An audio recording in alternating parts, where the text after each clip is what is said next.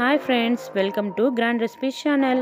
నేను మీ దివ్య. ఈరోజు మీకోసం ఎంతో టేస్టీగా ఉండే మటన్ కర్రీని చూపించబోతున్నాను. ఇది బ్యాచిలర్స్ కూడా ఎంతో ఈజీగా రెడీ చేసేసుకోవచ్చు, అలాగే చాలా టేస్టీగా కూడా ఉండబోతుంది. దీనికోసం ముందుగా మిక్సీ జార్లోకి కొన్ని గసగసాలు, యాలకులు, అలాగే దాల్చిన చెక్క, ఉల్లిపాయలని యాడ్ చేసుకోవాలి. ఇప్పుడు ఇదంతా కూడా మెత్తగా పేస్ట్ చేసుకోవాలి. దీన్ని ఒక బౌల్లోకి తీసుకోవాలి. అలాగే అదే మిక్సీ జార్లో కొంచెం అల్లం వెల్లుల్లిపాయలను యాడ్ చేసుకొని మిక్సీ పట్టుకోవాలి. ఈ విధంగా అల్లం వెల్లుల్లి పేస్ట్ రెడీ చేసుకున్న తర్వాత టమాటాలను కూడా ఒక 4-5 మిక్సీ పట్టుకోవాలి. ఈ విధంగా మెత్తగా టమాటాలను మిక్సీ పట్టుకోవాలి. ఇప్పుడు ఒక బౌల్లోకి మటన్ని కూడా యాడ్ చేసేసుకోవాలి. ఇవి 2-3 సార్లు వాష్ చేసుకొని దానిలోకి ఒక 4-5 స్పూన్ల వరకు పెరుగుని యాడ్ చేసుకొని అల్లం వెల్లుల్లి పేస్ట్ ఒక 2 స్పూన్స్ యాడ్ చేసుకోవాలి. ఇప్పుడు దీన్నంతా కూడా బాగా కలిసేలా మిక్స్ చేసుకోవాలి. ఈ విధంగా మిక్స్ చేసుకున్న తర్వాత దానిలోకి ఒక ఎగ్ని యాడ్ చేసుకోవాలి. ఈ విధంగా ఎగ్ని యాడ్ చేయడం వల్ల కర్రీలో గ్రేవీ అనేది బాగుంటుంది. ఇప్పుడు ఈ ఎగ్ని కూడా బాగా కలిసేలా మిక్స్ చేసుకోవాలి. ఈ విధంగా చక్కగా అంతా కూడా కలిసేలా మిక్స్ చేసుకున్న తర్వాత ఇప్పుడు ఈ మటన్ని కొంతసేపు పక్కన పెట్టుకోవాలి. ఒక ½ అన్ అవర్ వరకు దీన్ని పక్కన పెట్టుకోవాలి. ఇప్పుడు స్టవ్ వెలిగించి బాండి పెట్టుకొని కర్రీకి సరిపడేంత ఆయిల్ని యాడ్ చేసుకోవాలి. ఈ విధంగా ఆయిల్ని యాడ్ చేసుకున్న తర్వాత ఆయిల్ అనేది కాస్త వేడెక్కనివ్వాలి. ఇప్పుడు దీనిలోకి 4-5 పచ్చిమిరపకాయలని యాడ్ చేసుకోవాలి.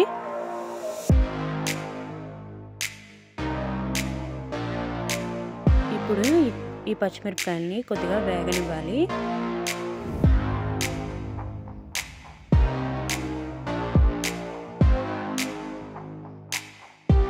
పచ్చిమిరపకాయలు వేగిన తర్వాత దీనిలోకి ఒక 2-3 ఉల్లిపాయలని చిన్న ముక్కలుగా కట్ చేసుకొని యాడ్ చేసుకోవాలి.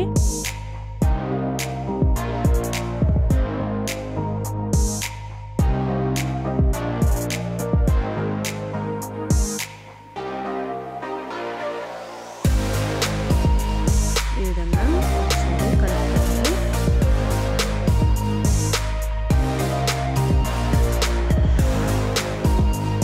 ఇప్పుడు దీనిలోకి ఒక ½ స్పూన్ వరకు పసుపుని యాడ్ చేసుకోవాలి.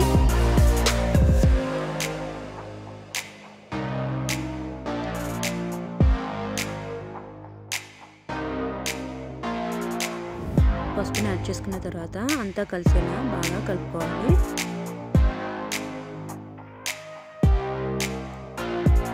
ఒక 2 నిమిషాల పాటు వీటిని మూత పెట్టి వేగనివ్వాలి. ఈ విధంగా ఉల్లిపాయలు అనేవి బాగా మగ్గిపోయిన తర్వాత ఒకసారి కూడా అంతా కలుపుకొని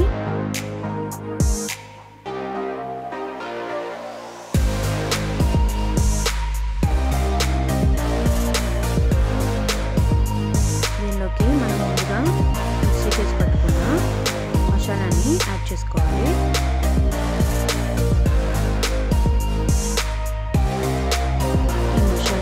ఒక 2 నిమిషాల పాటు ఫ్రై అవనివ్వాలి. ఈ విధంగా అంతా కూడా కలుపుకొని ఒక 2 మినిట్స్ ఫ్రై అవనివ్వాలి.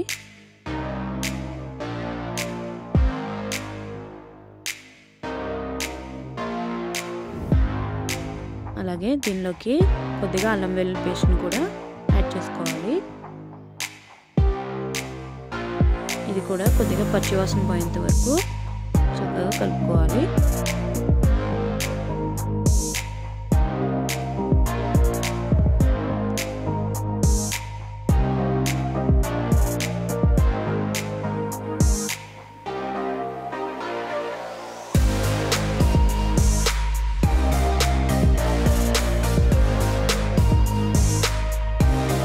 ఈ విధంగా అల్లం వెల్లుల్లి పేస్ట్ అలాగే గరం మసాలా కొద్దిగా వేగిన తర్వాత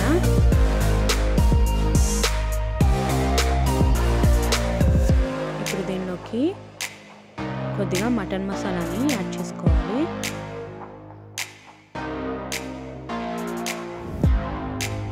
అలాగే కొద్దిగా జీలకర్ర ధనియాలు పౌడర్ని యాడ్ చేసుకోవాలి.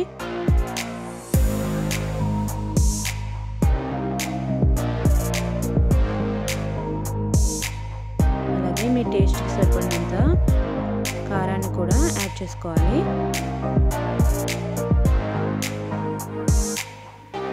ఇది నాన్ వెజ్ కర్రీ కాబట్టి కారం అనేది ఎక్కువగానే పడుతుంది. టేస్ట్కి తగ్గట్టుగా కారాన్ని యాడ్ చేసుకోవాలి. ఇప్పుడు ఇదంతా కూడా బాగా ఫ్రై అవ్వాలి. బట్టి ఒక 2 నిమిషాల పాటు మూత పెట్టి చక్కగా ఫ్రై అవ్వనివ్వండి. అలాగే మధ్య మధ్యలో కలుపుకుంటూ ఉండాలి.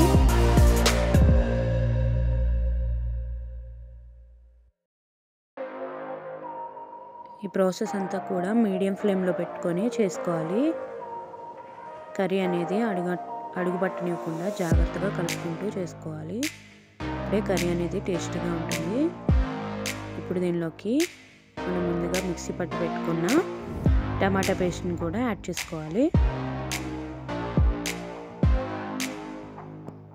ఇప్పుడు అంతా కూడా మిక్స్ చేసుకొని ఒక 2 నిమిషాల పాటు మళ్ళీ టమాటాని కూడా మగ్గనివ్వాలి. ఎప్పుడైనా ఇంట్లోకి కూరగాయలు ఏం లేనప్పుడు ఈ విధంగా కర్రీ రెడీ చేసుకొని తింటే ఎంతో టేస్టీగా ఉంటుంది. రైస్ అంతా కూడా చాలా సింపుల్గా తినేయచ్చు. ఇప్పుడు ఇందులోకి సరిపడినంత సాల్ట్ని యాడ్ చేసుకోవాలి. అంతా కూడా బాగా కలిసేలా కలుపుకోవాలి.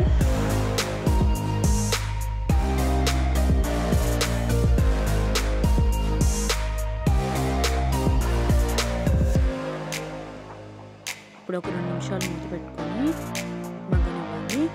ఈ మసాలా అనేది ఎంత చక్కగా మగ్గితే కర్రీ అనేది అంత టేస్టీగా ఉంటుంది.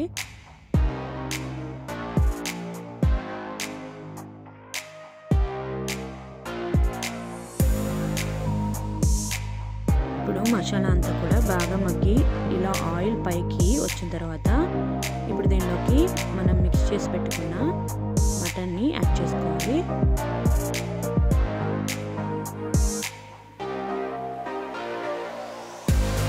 మటన్ యాడ్ చేసుకొని అంతా కూడా బాగా మిక్స్ చేసుకోవాలి. వాటర్ ఏమి యాడ్ చేయవలసిన లేదు. ఇప్పుడు మటన్ ఒక 15 మినిట్స్ పాటు ఇలానే బాగా మగ్గాలి. మసాలా అంతా కూడా మటన్కి పట్టేలా బాగా కలుపుకోవాలి. ఈ విధంగా అంతా కూడా మిక్స్ చేసుకొని మూత పెట్టి ఒక 15 మినిట్స్ పాటు ఇలానే మగ్గనివ్వాలి. మధ్య మధ్యలో కలుపుకుంటూ ఉండాలి.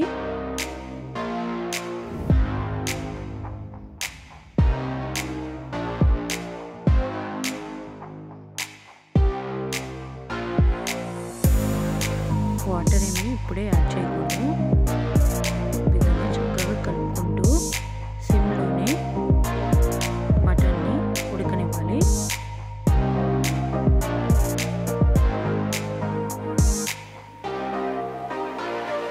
అసలు అడుగు పెట్టకుండా చక్కగా కలుపుకుంటూ ఉండాలి.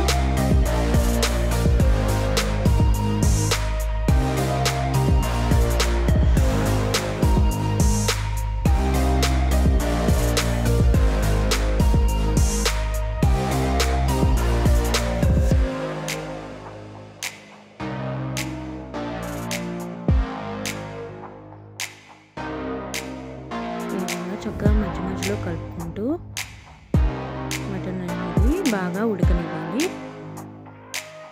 ఇప్పుడు దీనిలోకి కొద్దిగా వాటర్ని యాడ్ చేసుకోవాలి. ఒక టీ గ్లాస్తోని ఒక 2-3 యాడ్ చేసుకోవాలి.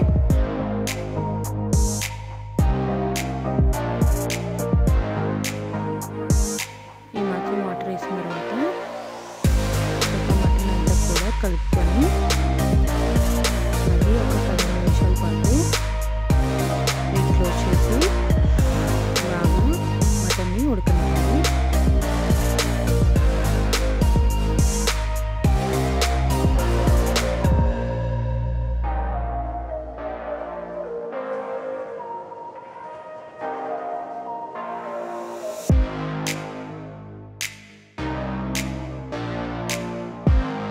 ఈ ప్రాసెస్ అంతా కూడా సిమ్లోనే కర్రీని ఉడకనివ్వాలి.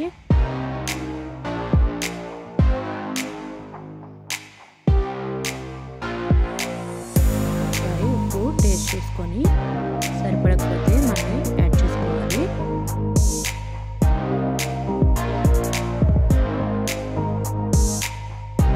ఈ విధంగా మధ్య మధ్యలో కలుపుకుంటూ ఉండాలి.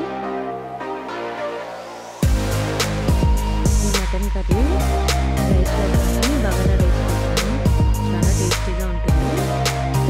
మనం ఎంత యాడ్ చేయడం వల్ల గ్రేవీ అనేది ఎక్కువగా వస్తుంది. ఇలా ఆయిల్ అంతా కూడా పైకి వచ్చిన తర్వాత స్టవ్ ఆఫ్ చేసేసి మూత పెట్టి అలాగే స్టవ్ మీద ఒక 10 minutes ఉంచేయాలి.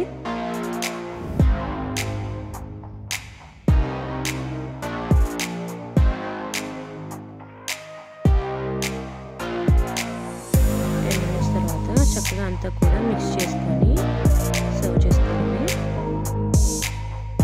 అంతేనండి, ఎంతో టేస్టీగా ఉండే మటన్ కర్రీ రెడీ అయిపోయింది. మీరు కూడా ఈ మటన్ కర్రీని ట్రై చేసి ఎలా వచ్చిందో కామెంట్ రూపంలో ఫీడ్బ్యాక్ ఇవ్వడం మాత్రం మర్చిపోకండి. మన ఛానల్లో ఉన్న వీడియోస్ కూడా ఒకసారి చెక్ చేయండి. మీకు ఈ వీడియో నచ్చినట్లయితే లైక్ చేయండి, షేర్ చేయండి, అలాగే సబ్స్క్రైబ్ చేసుకోవడం మాత్రం మర్చిపోకండి.